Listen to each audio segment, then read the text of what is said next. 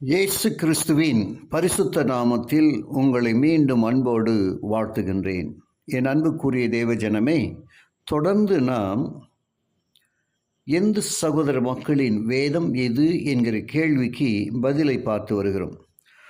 உதாரணமாக, இறைவன் விருப்பு வெறுப்பு இல்லாதவர் என்கிற ஒரு கருத்து இந்த புத்தகங்களில் இருக்கிறது. விருப்பு வெறுப்பு அற்ற ஒரு நபரோடு எப்படி உறவு வைத்துக் கொள்ள முடியும்? மிக பெரும்பாலான இந்துக்கள் எதிர்பார்க்கக்கூடிய இறைவன் விருப்பு வெறுப்பு அற்ற இறைவன் அல்லன். வேத புத்தகம் என்று சொல்லப்படக்கூடிய புத்தகம் ஒருவனுக்கு அன்றாட வாழ்வின் காரியங்களில் எது சரியானது எது தவறானது என்று ஆலோசனை கூறுவதாக இருக்க வேண்டும். ரிக், யெசூர், சாமம், அதர்வனம் ஆகிய புத்தகங்களில் அப்படி எதுவுமே இல்லை. ஆக மொத்தம் நாம் காண்பது என்னவென்றால், ரிக், யெசூர், சாமம், அதர்வம் ஆகிய புத்தகங்கள் இந்துக்களின் உண்மையான வேத புத்தகம் அல்ல என்பதுதான். அப்படியாக அலசி ஆராய்ந்து பார்த்தால் இந்துக்களுடைய உண்மையான வேத புத்தகம் பைபிளை அன்றி வேறு எதுவும் அல்ல என்பது தெளிவாக புரியும். மற்ற அனைத்து மார்க்கத்தினரையும் போல இந்துக்களும் இந்த விஷயத்தில் அசுர ஆவிகளால் கடுமையாக வஞ்சிக்கப்பட்டிருக்கிறோம் என்றே கூற வேண்டும்.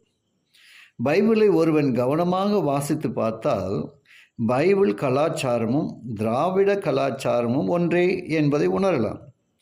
இந்துக்களிடம் உள்ள பல பாரம்பரியங்களுக்கும் பழக்க வழக்கங்களுக்கும் சரியான ஆதாரத்தையும் அர்த்தத்தையும் நாம் அறிந்து கொள்ள வேண்டுமானால் அதற்கு பைபிளை என்று வேறு புத்தகம் எதுவும் கிடையாது. இதற்கு பல உதாரணங்களை கூற முடியும். அவற்றில் சிலவற்றை நான் இங்கு உங்களோடு கூட பகிர்ந்து கொள்ள ஆசிக்கின்றேன். ஐயா, அப்பா என்பவை தேவனுக்கு, இறைவனுக்கு அதெல்லாம் பெயர்கள்.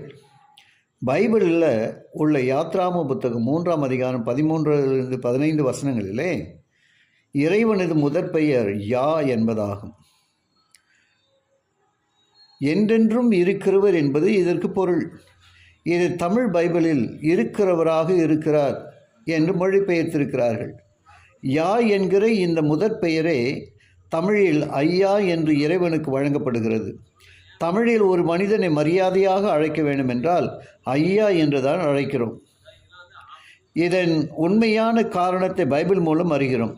பைபிளில் ஆதியாகமம் 1:27 படி மனிதன் இறைவனது சாயலில் படைக்கப்பட்டவன் என்று பார்க்கிறோம்.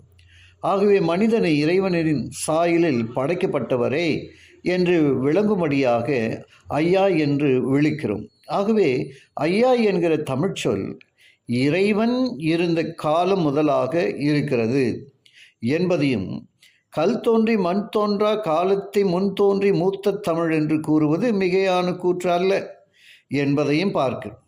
அது மட்டுமல்ல, ரோமர் 8ஆம் அதிகாரம் 15, கலாத்தியர் 4ஆம் அதிகாரம் 6, மார்க் 14:36 ஆகிய வேத வசனங்கள் இறைவனுக்கு இன்னொரு பெயர் அப்பா என்பதையும் அதன் பொருள் தந்தை என்று கூறுவதையும் நாம் பார்க்கலாம்.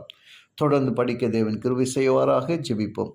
கிருபையுள்ள நல்ல பிதாவே, உமக்கு நன்றி சொல்லுகிறோம். உங்களுடைய வார்த்தையின் வழியாய் நீர் எங்களோடு பேசின தயவுக்காக ஸ்தோத்திரம். கேட்ட ஒவ்வொருவரையும் ஆசீர்வதியும்.